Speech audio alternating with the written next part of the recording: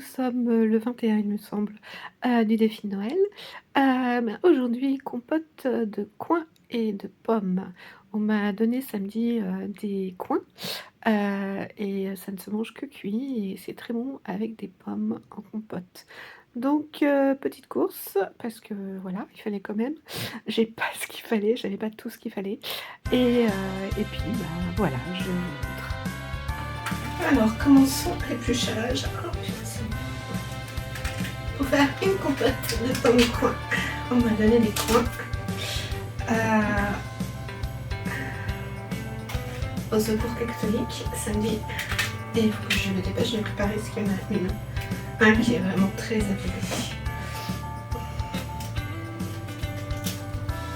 Allez, on accélère parce que sinon on en a pour un quart d'heure d'épluchage. Donc je vais commencer par les coins. Et comme vous voyez, je galère parce que c'est très très dur comme fruit quand c'est cru. Voilà, le premier point, la peau. Je suis vraiment obligée d'y aller très grossièrement parce que voilà, ça résiste autant que ça peut. Je vais voir si je peux aller plus vite, même carrément.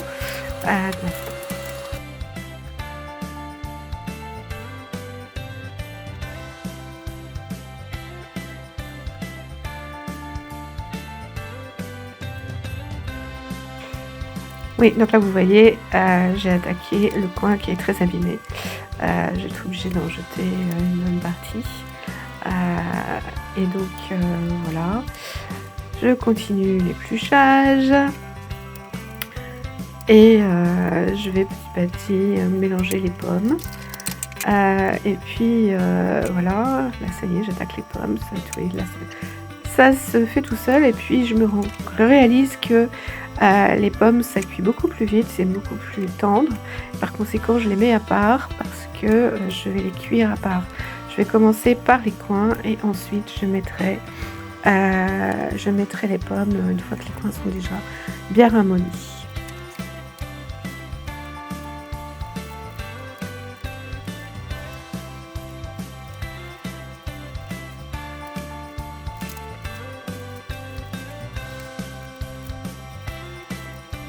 Le coin étant très dur, je me suis dit que j'allais commencer par cuire le coin et que je rajouterais les pommes ensuite quand ça commencera à se ramollir. Donc j'ai attendu que les coins ramollissent bien, j'ai rajouté les pommes et je suis désolée, j'ai oublié de filmer.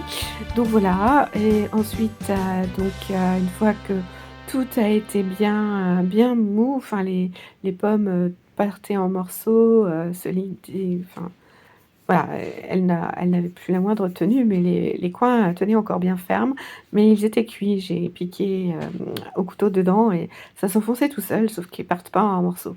Donc j'ai été obligée d'utiliser le mixeur pour bien tout mélanger et bien tout réduire. Et puis je les ai mises en pot. J'avais des vieux pots de confiture ou de toutes sortes de choses avec les couvercles.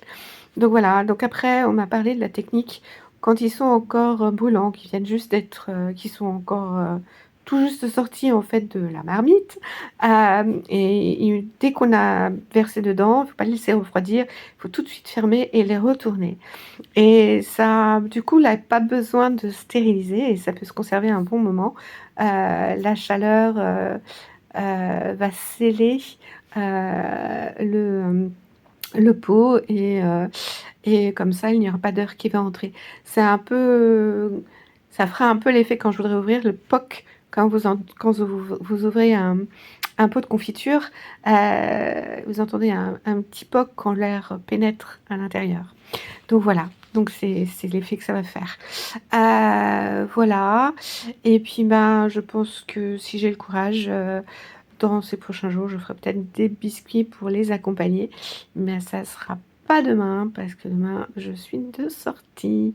Allez, bonne journée à vous, au revoir. Bonne soirée à vous. Au revoir.